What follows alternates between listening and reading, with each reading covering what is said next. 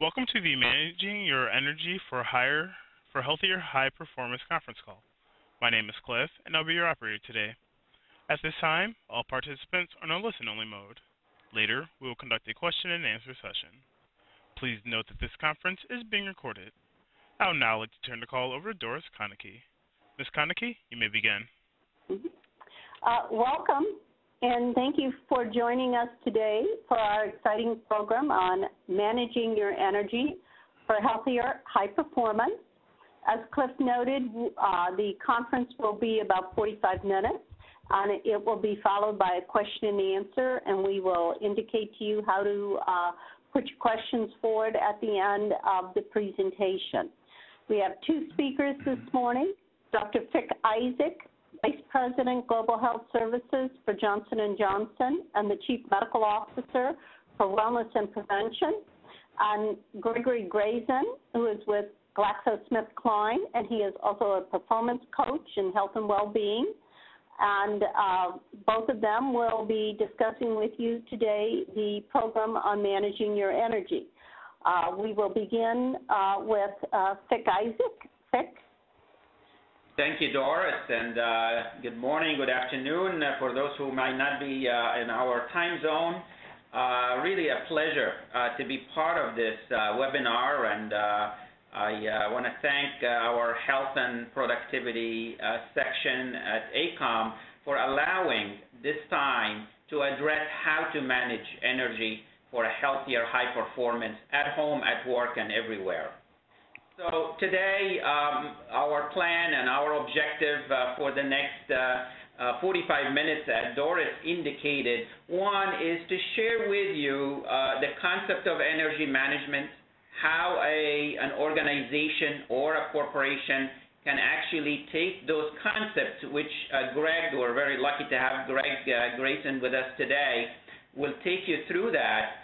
However, how do you incorporate that into a wellness and health promotion program that you might have or about to start? So with that in mind, let me take you to the next slide. And essentially, within Johnson & Johnson, I am employed by Johnson & Johnson, and part of the energy management concept and principles are actually part of one of our business units, the Human Performance Institute in Orlando, Florida. However, my disclosure is this is not intended for sales. Essentially, this is really for your own personal gain as an individual, but also for you to consider application at your workplaces. Now, energy management at Johnson & Johnson actually have been, I'm proud to say, that it was one of our founder, General Johnson, back in the days when he realized the value of such energy in his management philosophy, and his statement, as you see up there, we expect the management to reach its peak efficiency by its own energy. Another statement, to lead in a human situation means to give direction to human energy. Now, if we move to the next slide, why addressing energy or what is called as the human energy crisis in our age, in our era, in the time where everything is 24/7, globalization, urbanization, all these things are really started to show, symptoms of fatigue, symptoms of low morale, symptoms of emotional and physical burnout, all of those symptoms, as you can see. And this is some of the surveys that we have done through our own Johnson & Johnson internal business to look and address this within executives, but also with folks that go through this type of training.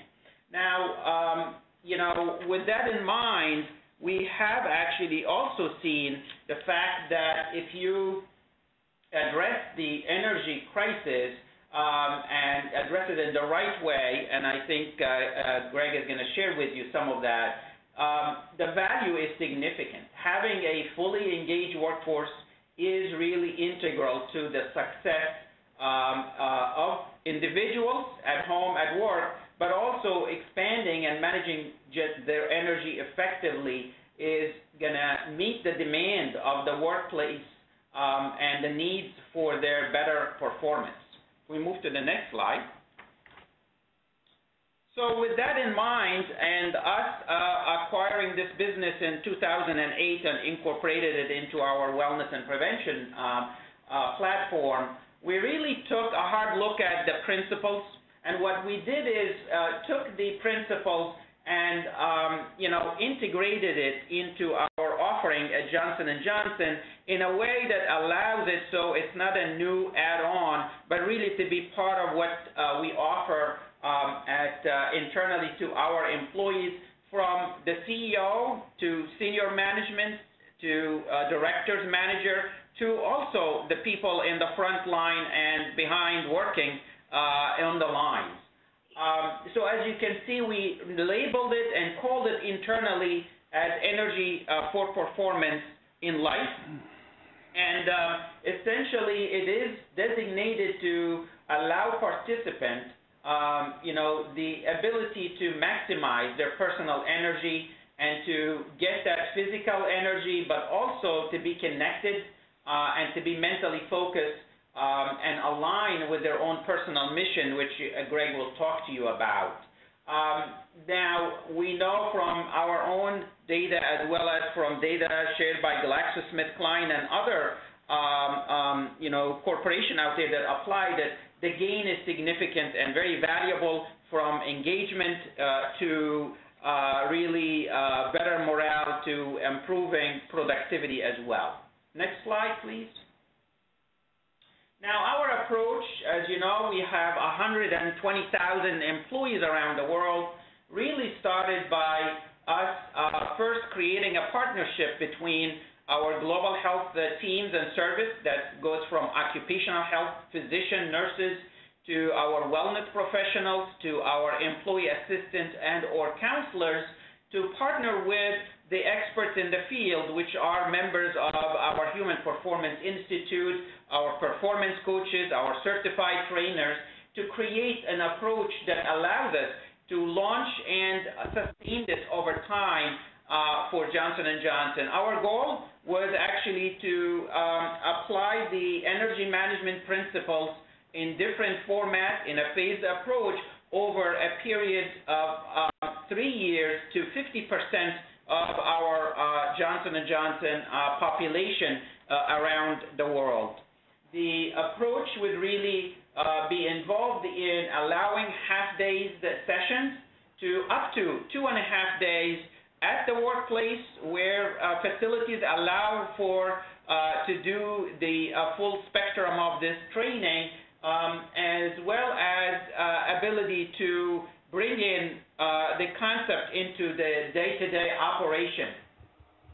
One of the key issues usually you address with those programs is how do you sustain them, and what we have done, took some of the principles and incorporated it into our day-to-day messaging, our communication, the language we use within our employees and in our fitness centers or in our clinics, incorporated it into the culture, from cafeteria offerings to movement opportunities to online refreshers, as well as allowing people to, encourage them to establish personal missions.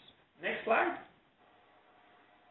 This is, as I indicated, we really wanted to incorporate the Energy for Performance in Life into our environmental and cultural related programs and offering, whether in the art, the fitness center arts, or in conference room arts, or in offering behavioral changes in our wellness center. Interval training is something you're going to hear about, resistance training, and refresher modules throughout the year for those who are already attended it.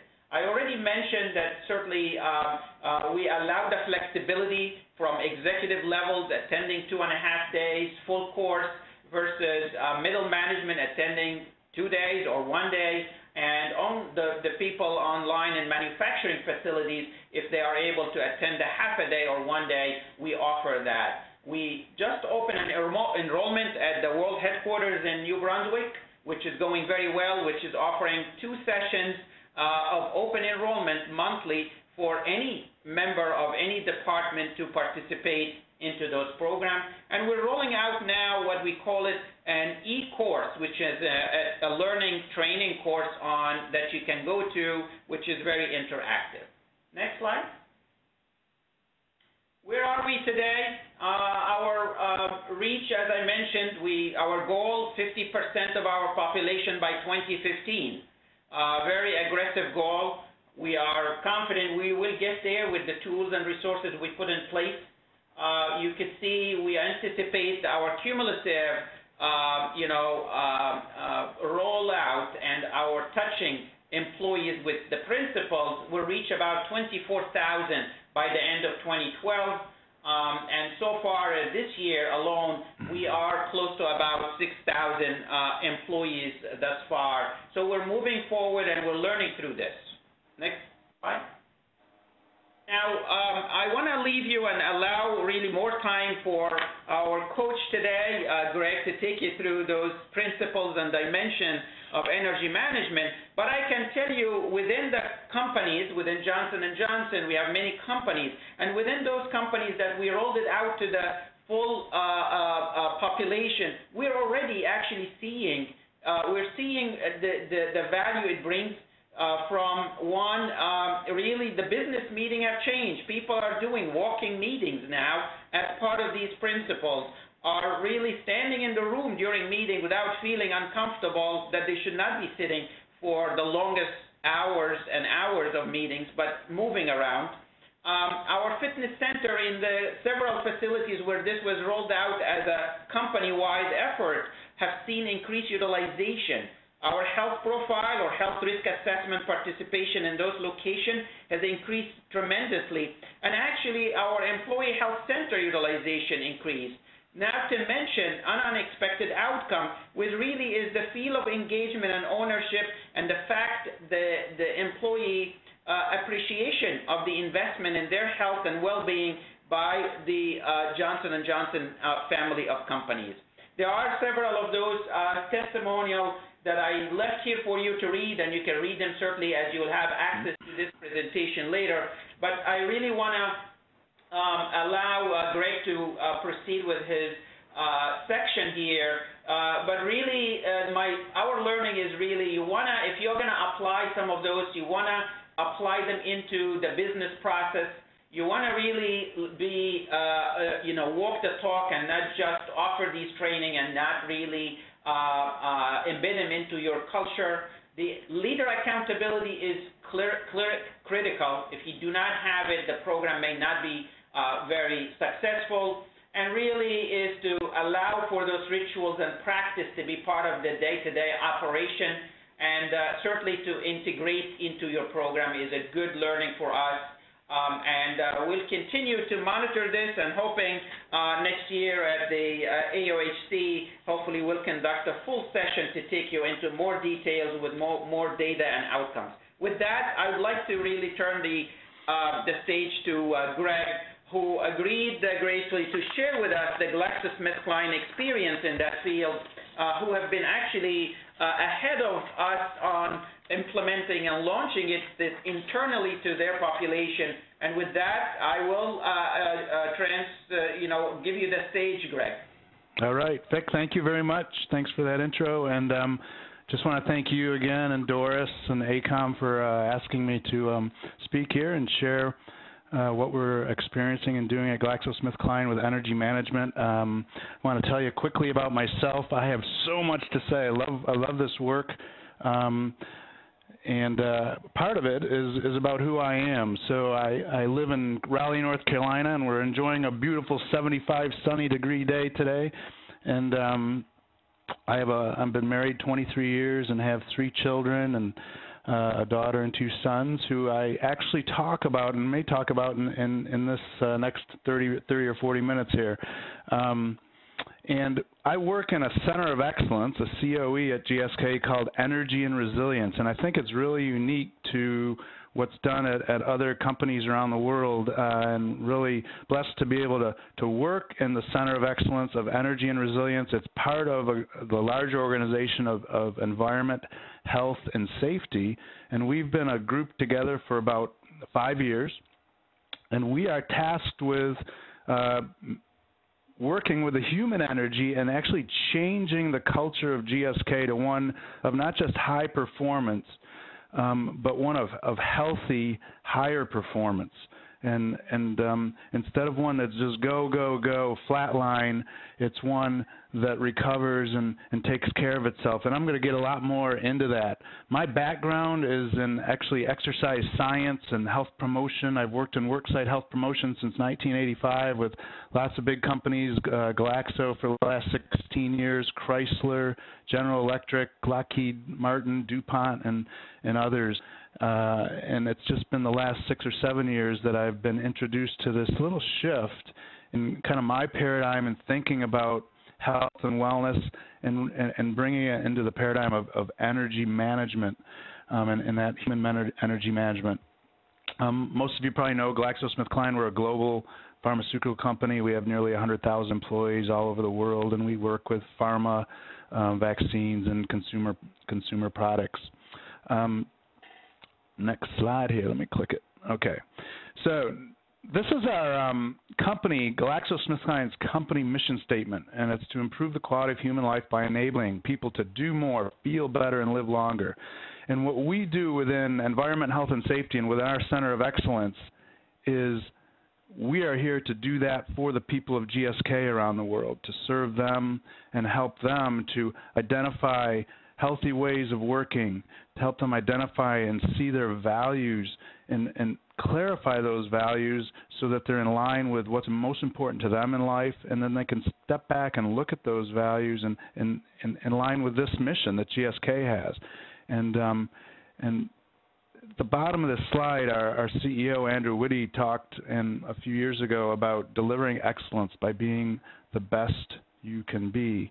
And we hear phrases like that a lot. I like to say within Energy for Performance, we call this program Energy for Performance, becoming extraordinary in life, or becoming what I call the best version of yourself. I think we're all called, and we all have gifts and talents to become the best we can be, and we're often so busy and distracted by all the things that are happening in the world and in our daily lives that we often don't take time to think about just what those gifts and talents are and how can we become the best we can be and the best version of ourselves. This mission statement is very in line with what we do with Energy for Performance internally for the people at GSK. Again, here's our strategy, our mission statement. And so we aspire to enhance the energy and resilience of all the GSK employees globally with this program and with our whole COE, and there's actually several programs in our portfolio that I'll point out in a minute. But by the end of 2014, we would like to touch all of our employees in some way with these energy and resilience programs. And right now we've hit about 20,000 of those, so we've got a lot of work to do. And this all came about around in the year 2006 or 7 when we were introduced to the Corporate Athlete Program, which is what this is called outside of J&J and outside of GSK. And we brought it into our organization. We introduced it to the senior leadership all around the world within every business, and at the same time offered open enrollment courses to all employees of all levels in London and Raleigh and in Philadelphia. And this has since spread all around the world, and we've introduced this, as I said, to about 20,000 employees around the world in different forms. And it's very successful. We're looking to just really change this culture. So here we go. Next thing. The way we do this is to look at, first of all, our change management process. And in the center here, you'll see this is a slide that many of our employees have seen. And the way we look at the change management process is totally in line with the Energy for Performance programs, in that we spend time in the 2.5 days looking at people's, we call it facing the truth, diagnosing what it is that keeps them from becoming the best they can be. Then we design a program for them. They actually do that themselves, implement it, and embed and grow. And these programs start with self. Okay, they start with self. We can do this with teams, and we hope that change that happens with the individual will cast a shadow on the team and eventually on the organization to change things. As far as our portfolio goes, we have several programs. There's 7 of those listed here. On top left, you can see Energy for Performance, which is our 2.5-day program. Personal Resilience is a 1-day version of that program. Team Resilience is a half-day program for teams. Energy Coaching is what we call an Embed and Grow program or a sustainability program that we actually have energy coaches, employees internal to GSK who have a passion around this work. They may have other jobs also, but they actually will support people, coaching them in 45-minute sessions once they've experienced the 3 courses on the left-hand side and help them to change their lives in positive ways. Renew and Refuel is a 1-day program that we follow up with 6 months to a year or more to re-energize, renew the learnings in those first 3 courses on the left. Revitalize You focuses on mental focus. And Leo is the bottom one, and that's for large organizations, and we take large organizations through something similar to this. So let's get into the kind of the guts of what we want to talk about today over the next 25 or 30 minutes. This is going to be a challenge. This is going to take a lot of energy. So what is this energy management thing? Number one, energy is our most critical resource of energy, and most of us fail to manage that effectively. You know, bringing your full energy or your full love to a situation is what's most important. And our goal with the energy management program is to help people to manage their energy better or to expand their capacity for energy. And I think most of us in the 1980s and 1990s got caught up in the paradigm of time management. And I think time management is important, but what's more important is the energy we bring to the time that we have, and that's really what this is all about. And maybe some of us can relate to this human energy crisis. I travel the world doing this program for GSK, and it's the same no matter where I am. I've been on every continent with GSK sites leading this, and people relate to this feeling, at least, around the world. We have more opportunity right now in our world to experience good things than ever before. There's actually more things to do than we have time to do. We're continually bombarded. It's a 24/7 world. My organization itself has gone from a very local organization 5 years ago where I was focused pretty much on North Carolina and maybe the southeast U.S. to the whole United States after a year, and then to the U.S. and Europe, and now global just over a few years. And so we have people that we talk to and connect with every single day all around the world, and probably a lot of you are in that same situation. So the question is, with this quick and rapid change in our responsibilities and the people that we connect with on a daily basis, one example is how do we deal with that in kind of a 9-to-5, 1960s, 70s, 80s, and 90s work mentality. When I'm talking to somebody in Australia and it's midnight here and 12 or 1 in the afternoon their time, I think, what does that mean the next day at work? Can I come into work a little bit later? Do I have these discussions with the people that I work with so that we change the way that we work so that we can manage our energy so we're not worn out and exhausted like this guy is in this photo? How does this new work environment affect the way we work as far as safety goes, as far as focus goes, as far as engagement with other people goes? That's what this is about, and all this affects our energy tremendously. So today's objectives are to quickly talk about 4 dimensions of energy, the idea of time versus energy, what is balance? We hear the word work-life balance a lot. That's been thrown around for many years now in the health promotion area. What is full engagement? What is stress for success, and how does recovery fit into that? What is the difference between rituals and habits? And so we'll talk about these things and go from here. You know, when we take groups through the 2.5-day experience of Energy for Performance, we show them this slide and speak a lot about this and spend a tremendous amount of time on these 6 areas. Number one is, you know, earlier I showed you GSK's mission statement to help people do more, feel better, and live longer.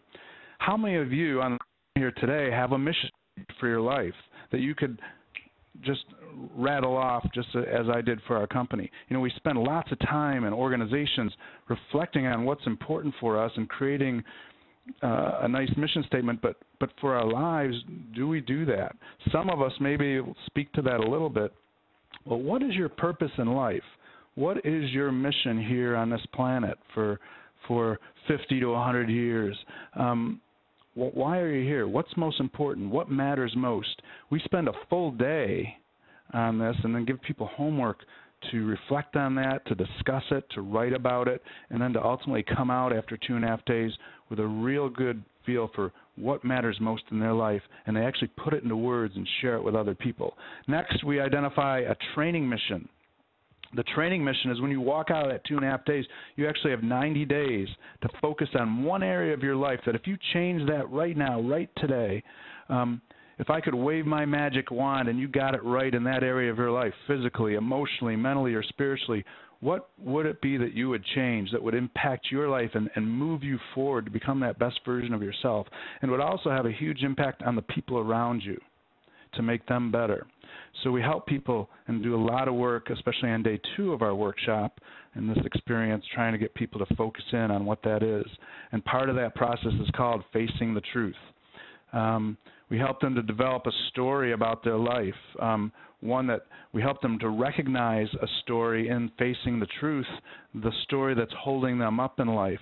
And then we help them recognize and write, you know, what's the new story? What should my life look like so that I can move forward? We look at people's habits. You know, all you people on the phone are successful people, and as are all the people that we speak to and take through this experience. But we always, I think it's natural to us as human beings to want to become better. And there's things in our lives that have made us who we are today that are good. And there's other habits in our life that hold us up. And there's also habits in our life that we don't even know why we do them. And we get people to look at those things and reflect on those and move the good ones forward and look for ways to get rid of those vices and bad habits that hold us up. And that's done in what we call rituals. Rituals are part of and the support for that 90-day training mission.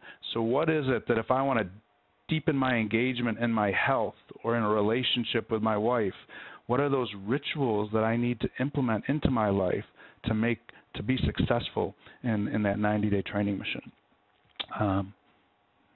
So I want you to reflect as a group right now on these statements.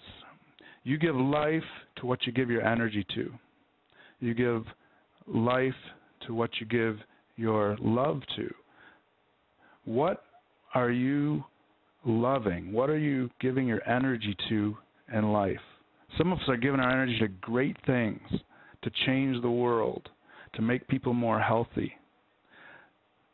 We all have vices and bad habits that we also give energy to that hold us up. We watch too much TV, we smoke, we drink. You name it, we can go down the list. We procrastinate, we use our time poorly, we waste time, okay? And we spend a lot of energy that we give life to things that we shouldn't be. What are those things you're giving life to that you shouldn't be? And what are some things that you need to start giving some energy and love to that you should be, to make yourself become who you should be in life and to help others become who they should be in life? Your best and your fullest energy is what you give to the things that matter most. You know, I talked a second ago about this mission statement that people are asked to reflect on and write about in these 2.5 days. And what we find is that without a clearly defined mission in our life, without a purpose, without knowing what matters most, that these two things up top get confused. We get distracted. When you have a clearly defined mission, you have a purpose statement in your life, and you have something that you're going to live by, that's going to be your bedrock, it's going to be the way you see the world and make your decisions and move forward in your life. When you have that in front of you and you have it in your mind and in your heart and soul, then when things happen, when you're bombarded by all the things and the requests and the meetings and all the stuff that we are every single day, it makes it easier when we put it in the context of our mission statement to make a decision on what we should do. We don't have to say yes and yes and yes to everything and fill our schedules with things that are meaningless. So a mission statement is so important. We spend a lot of time on that. So another thing for you to think about is, if you had more energy to do what matters most in life, what would those things be that you would do? Would you spend more time with your kids, with your best friends, with your husband, with your wife, with your parents? Would you do things at work differently? Would you leave your job and do something else? You know, you take away all the excuses, all the buts, have a butt reduction, okay? And what would you do if you had more energy to do what you really wanted? This is another question in the 2.5 Day experience that we spend a ton of time on, and really it's very emotional, it's very moving for some people, and it's very powerful once they figure it out. And most of us know what that is, and we ignore it. So there's an energy quiz I want to ask you. I'm just going to pull these all up. These are just a few questions of many that we ask in our 2.5 Day experience.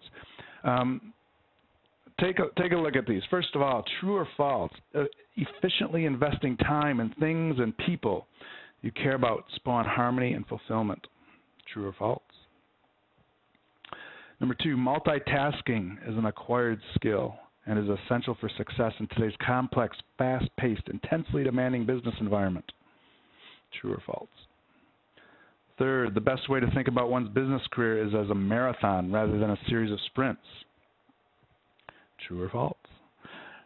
Protecting yourself and others from high stress is an important part of leading and managing your teams.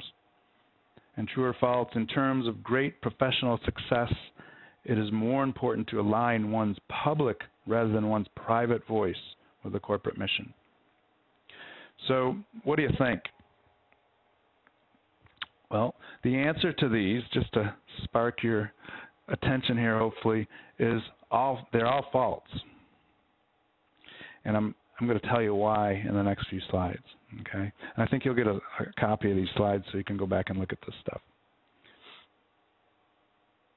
Right, so energy proposition here is that energy and purpose are the keys to what make it possible to fully ignite your talent and passion. We need effective access to management of energy, and this starts in the physical dimension. Physical energy is fundamental. It's the foundation to all else, and we'll get into what that means in a second. The spiritual energy, that's alignment with the spiritual, is what's most significant in making you great and making you that best version of yourself. But you need the physical energy as a foundation, and that spiritual energy or purpose and mission and clarity to become who you're supposed to be. All right.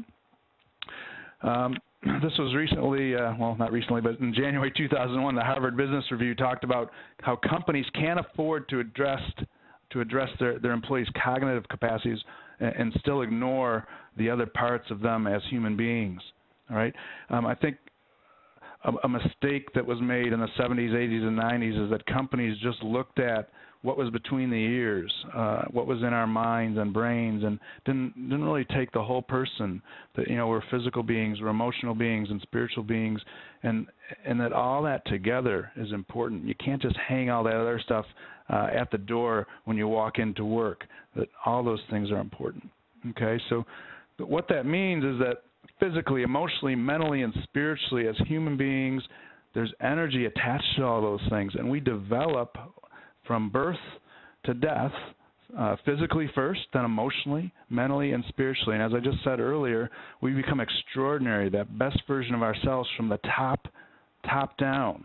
So what is this physical piece all about? The physical piece is about the quantity of energy that you can bring to any situation. I'll go more into that in a second. The emotional is about the quality of energy. Are you present to a situation? Are you engaged in that situation, in your relationships? What quality of energy and love do you bring to the work you're doing, to the interactions you have with people each day? And the mental piece, how focused are you? You know, right now, how many of you are looking at your email, thinking you can maybe listen to me and catch a few things, or you're answering with thinking about a project or something you have to do later today? Focus in, turn off all that other stuff. Engage fully in the moment here. And spiritually, the spiritual piece could be related to your faith. It could be related to what's most important to you in your life. But when you know that and it's clear and you have that mission clear, there's a tremendous force that will drive you, and then you align that mentally, emotionally, and physically, and that's what causes you to start to become who you're supposed to be in life. That physical piece, going back to that, is all about That's about nutrition. It's about movement. It's about exercise. It's about rest, recovery, and sleep. It's about water and how much water you drink. There's a tremendous amount of energy generated from managing those things in different ways. In the 2.5-day experience, we go through all that. Emotionally, it's about your relationships. It's about your self-awareness and your emotional intelligence. It's about how do you show up to other people and being aware of that, and how do other people affect you. It's about negative and positive behaviors and attitudes, and being able to be aware of how you react in certain situations based on your life experiences, and whether your initial reaction, kind of your emotional reaction, is the right reaction. We all have some ways we react to situations that aren't always the best, and so becoming self-aware and being able to shift yourself to a positive and more productive way of reacting to different situations takes training. It takes rituals, and then those rituals become habits. The relationship piece and the emotional. I want to ask you this question. In Matthew Kelly's book called The 7 Levels of Intimacy, he talks about 7 different ways that we relate to people. The first way is, hey, how you doing today? Level 1. It's very superficial. It's kind of an icebreaker. Level 2 is about, hey, how you doing? What do you think about the ball game last night, the weather today, the politics, this and that? But it's just kind of the facts, please. That's all. Level 3 is we start sharing our opinions with one another. I might not care too much about what your opinion is or agree with it, but I'm getting more comfortable and I share those opinions. Level 4 starts to get deep. I get comfortable enough with you that I share my hopes and my dreams and my desires. I trust you enough that I do that. Level 5, 6, and 7 take you even deeper to a point where at level 7, you're not only sharing your hopes, your dreams, and your visions for life, but you're also sharing your fears and your faults and your failings. And with that other person, they're sharing theirs also, their hopes, their dreams, their desires, their fears, their faults, and their failings. And together, you guys have such a relationship that you help each other overcome those fears, faults, and failings and achieve those hopes, dreams, and desires. My question to people in the classes and to you listening right now is what kind of relationships do you have in your life each day?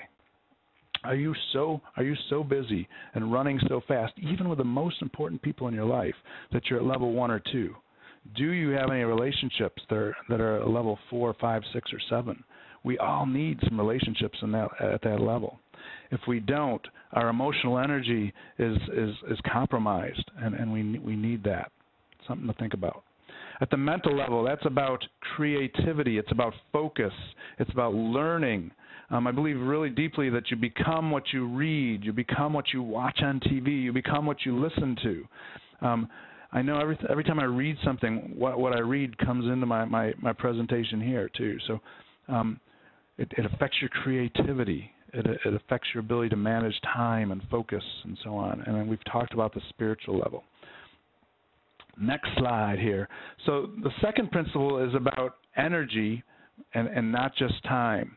I mentioned this already a little bit, is that all we talked about for many years was time management. But it's not just time management that's important. How many executives I've worked with where they they learn to manage their time very, very well, and they come to a meeting, but they're not really at the meeting. You're there, you're present. It's taken you from being absent to being present, but you're not at the meeting. People are on their computers in the meeting. They're looking at their iPhone in the meeting. They're distracted. They're thinking about things outside of work. So time management takes you from being absent to present. Energy management takes you from being absent to being present to being fully engaged in the moment. You know, personally, how many times do I see executives or any of us on the phone here who leave work maybe on time? So let's say that's 5 o'clock, and you to get to your child's basketball game or soccer game, and then at the game you're engaged with your iPhone or your laptop sitting in the stands. Do you think your kid doesn't see that? Okay. Be fully engaged. Okay, there's lots of stories we could share around that. So full engagement is about being physically energized. It's about being emotionally connected to other people. It's about being mentally focused on one thing at a time and spiritually aligned with your mission and your company's mission. Another principle, this third principle I want to talk about, is the principle of oscillation to fully engage, oscillating between energy expenditure and energy recovery. If you think about the world, everything oscillates. The ocean, the waves come in and the waves go out. Our heart beats, it contracts and it relaxes. We breathe in, we breathe out. The sun rises and the sun sets. So much of what we do, everything that we do in the world, if you really look at it, the seasons change and all that. There's oscillation. But what do we do as human beings? We're different. You know, we can just push right through. We can answer that one extra email, stay that extra hour or two at work, just one more project, just one more thing, and we never take a break. We don't need a break. In fact, recovering is looked at as wasting time. Recovery is looked at as wasting time. How many of you would allow somebody in your workplace to say, hey, at 3 o'clock when you're a little sleepy, to go and take a 20-minute nap? Or at 10 a.m. and 2 p.m., go and take a 90-minute, go and take a short walk. Go and take a short walk for 5 to 10 minutes. Why do we push through when we're losing focus? Okay, what can we do to recover in our lives? Most of us push through. You know, if you look at an EKG, you all are doctors, I think, and health people, you know what a normal EKG looks like. What's flat line look like? Okay, that's what we look like when we work without recovery, and it means death. And if we continue to work the way we do without recovery, it's going to happen to us a little prematurely. So learn to oscillate here. Learn to think of things we can do to oscillate. When you think of work-life balance, I think I've struggled with that all since the term work-life balance has come into existence, because to me, work-life balance suggests a give and take. It's either work or it's home, and one of them has to be sacrificed. What I believe is kind of like this teeter-totter. Teeter-totter, life is most fun, or it's the most fun on the teeter-totter when you're moving. It's not when you're just kind of balancing in the middle. When we go up and we go down, we oscillate, we recover when we're fully engaged in work. And sometimes that may require us to work 50 or 60 hours a week and to really be into what we're doing. But at the same time, then after that great project that we're working on, that we're so in love with, that we're working on hard, is over with, we need to recover. So how many of you take your vacations every year? How many of you take a break when you travel all through the weekend? Do you recognize that with your teammates and your coworkers, that, hey, I worked through the weekend, I was traveling, I need a break, and I should be able to do that. Do we recover? When I take a vacation, do I take full recovery? Do I leave my laptop and my cell phone and my iPad and all those things at home, all those great gadgets we have, so that I can fully engage with my family and whatever it is I'm doing on vacation, so I can fully recover?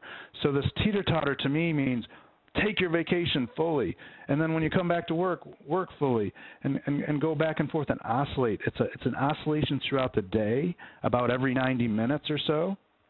And it's also an oscillation throughout the week and throughout the year to recover and fully regain the energy that you need to work at your highest levels. The fourth principle is about stress for success. And for a lot of us, stress is thought of as a negative and a bad word. But really, stress is good. We look at stress as good in the Energy for Performance program. And at the physical level, we get this really clearly. If I'm doing arm curls and trying to strengthen and increase the size of my bicep, I do that exercise with more and more weight and repetitions and over a certain period of time, and that stress causes that muscle to grow. It won't grow if I don't do the exercise, and it also won't grow if I do the same exercise every single day. I have to take a couple days off in between my hard work with the arm curls and oscillate and recover so that muscle grows. It works that way also emotionally with our relationships. It happens that way mentally and spiritually. And think about what you want to do is think about how that applies. Sometimes these storms, these quote stressors, happen unintentionally. Okay, my daughter had cancer 8 years ago, and she's made that through. She's 21 years old now and healthy and great. But when that happened, if I wasn't clear spiritually and I wasn't clear mentally and emotionally in my life, I would have struggled with things much more than we did. Okay, so learning and recognizing how storms can make you stronger in her situation, would never want it to happen again, actually made us much stronger, made her much stronger as a family, and has allowed us to help other people. So we've become better really because of that. So think about how these things happen. Sometimes they're unintentional, they happen to us, but we can also put ourselves in situations intentionally, emotionally, mentally, physically, and spiritually to make us better. The last principle we'll talk about is the idea of rituals and habits. And I talked earlier and said that habits are things that have made us the great people that we are. They also cause us to fail and to not accomplish and become who we should be. And so what we want you to look at is a ritual in the context of energy management. Or what are the new things, or what's one new thing that you could bring into your life to support a training mission? Let's say your training mission, when I first went through this, the training mission I had was to deepen the relationship with my wife, Amy, all right? And over a lot of reflection and writing and sharing with different people over the 2.5 days, I came up with a long list. I might take her on a date or bring her flowers once a month, or we'll go on a nice vacation together, or I'll do the dishes each night, or take the kids so she can go out with her friends another night. But in the end, I narrowed that list down to one thing, partly by asking her, what would make our relationship better? And you know what she said? She said, let's go for a walk after dinner each night. All right, and so we've made a ritual in our life over the years now to try and go for a walk. The kids do the dishes, we get out of the house, and that walk is physical, it's emotional, it's mental, it's spiritual, and there's time in that walk to connect with each other and deepen our relationship. So there's been success in that training mission that I originally had. And once I've checked that one off and we kind of got that ritual of walking becomes a habit, we go to something else on the list to support the same training mission or maybe something new. Okay, so rituals fueled by deeply held values, as it says here, and a clear purpose become very sustainable new habits over time. So to recap some of these principles, these 5 principles. Number 1, there's 4 connected dimensions of energy. We want you to be physically energized, emotionally connected, mentally focused, and spiritually aligned with your purpose. 2 is this paradigm shift from time management to energy and time, which are critical for full engagement. Number 3 is we got to oscillate. We got to recover. We can't go flatline, or we're going to end up flatline in real life. Okay, we've got to oscillate. Figure out what you can do every single day. Every 90 minutes to 2 hours, you should be taking a break. You should be using your vacation time. You should be building that into your daily life at work and at home. Okay. Number 4, we talked about the stress. I talked about the stress for success. We've got to push beyond our normal limits and then tie it in recovery. If we continually press at high levels, like so many of us do, okay, we're in trouble. We've got to recover and regain our energy. Number 5 is the idea of rituals and habits to sustain healthy, high performance, okay, and I just talked about that. So we want to move from managing, this answers these questions I asked you at the beginning. So we want to move from managing and investing time to managing and investing energy, okay? We want to move from avoiding stress to actually seeking appropriate stress tied in with downtime, the third bullet. Downtime is not wasted time. Start looking at downtime as productive time. This downtime that we give our employees, our coworkers, and we give ourselves, that we give our families, is so necessary.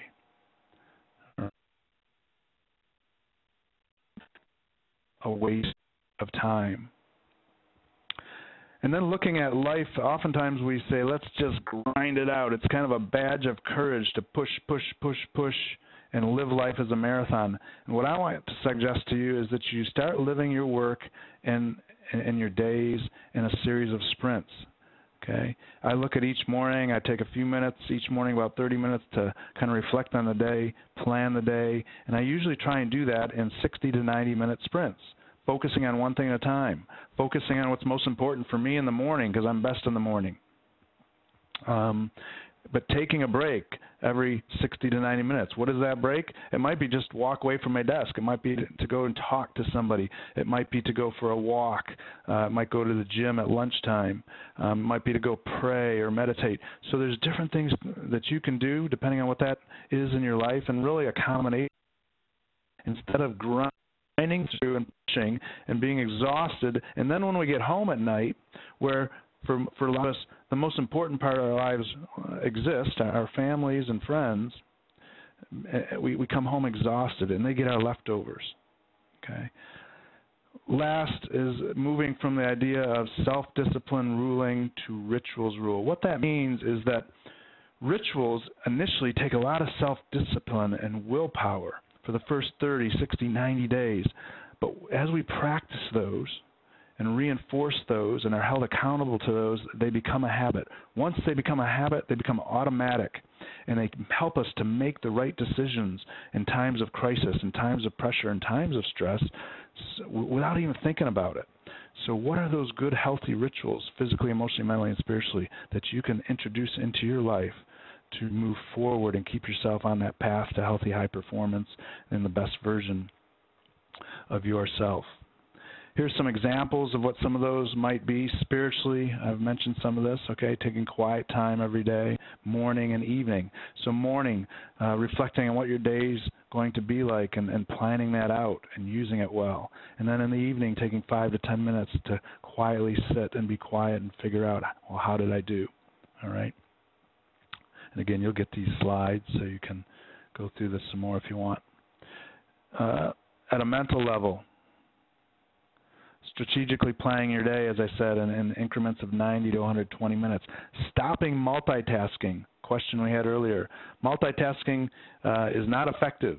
If you want to be fully engaged with the things that matter most, then engage fully. Put down the laptop, put down the cell phone, and engage fully. It takes less time. It's respectful.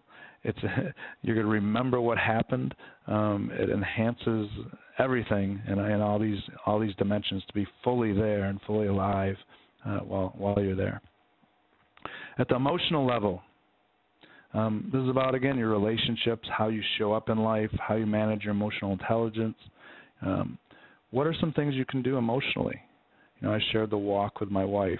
Something else I've added since then in my life is a couple of mornings a week, early in the morning, 7 a.m. I meet with some other men at the bagel shop, and we talk about more than just the football game the night before. We actually have relationships where we're talking about things and discussing and supporting each other to become who we want to be in life. So we're actually accountability partners for each other and becoming better men, better husbands, better fathers, better leaders, and so on. So what things can you do at an emotional level to make yourself who you should be? And then physically, strategically moving every 90 minutes, exercising most days of the week, eating the right way to manage your glucose levels so that you have good energy, and recovering, getting 7 to 8.5 hours of sleep a night. How many of us do that? Most of us are walking around in a sleep-deprived state. And getting adequate recovery that I've just talked about. Again, in our 2.5-day experience, we go a lot into the details of, what is strategic eating? How do we manage our glucose better? What should our meals look like? What should our snacks look like? What does low glycemic mean? When we exercise, how can we use 30 minutes more effectively and get great benefits in increasing our physical capacity and feel better when we come back to work? Okay, so I've talked about a lot of this stuff right here. Interval and strength training is part of that exercise. So my hope and goal for all of you on the phone, this was real quick, but is the completion of your life. And if you don't know what that is, to sit back and reflect and think about that and write about it. It's much more powerful and kind of makes new pathways in your brain when you can put it in writing and then share it with others. Complete the mission of your life, become the best version of yourself, find what are those gifts and talents that you have that everybody knows about. Gifts and talents are often those, I think they're those things that they'd say, what is Greg good at that he didn't learn at school? He's just good at that. He's just naturally been gifted with the ability to do this or that. Sometimes I think we all might know what that is, or we may need to ask those closest to us, but that's the gift, and your mission should be tied with that. So with all that, wow, I've got 1 minute, and we still want to have a few minutes for questions. If you can stay on the line, we'd love you to stay here and open it up to questions. I think, Cliff, you're going to manage that maybe? Yes. We'll now begin the question and answer session. If you have a question, please press star then 1 on your touch-tone phone. If you wish to be removed from the queue, please press the pound sign or the hash key. If you're using a speakerphone, you may need to pick up the handset first before pressing the numbers. Once again, if you have a question, press star then 1 on your touch-tone phone.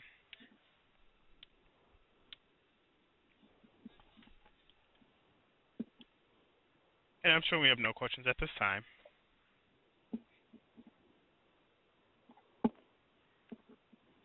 Well, thank you, Cliff, and Vic, and Doris, and everyone for listening in today. I believe these slides will be posted for 1 month and be available for you. And Doris, we'll talk more about that. Right. Yes, we'll have the slides posted on the actual presentation, the webinar posted for 1 month on the H&P section site. I will send out a notice to everybody on that as soon as we have it posted, which should be within the next 24 hours. Thank you all for your participation today. Our next webinar will be in November, and it will be on obesity, on weight management programs in the workplace, and Dr. Craig Thorne from Erickson Living will be the moderator for that program, and Dr. Pam Allweiss and colleagues at the Centers for Disease Control will do a presentation on Weight of the Nation program that CDC has implemented. And thank you all. Thank you. Thank you, ladies and gentlemen. This concludes today's conference. Thank you for participating. You may now disconnect.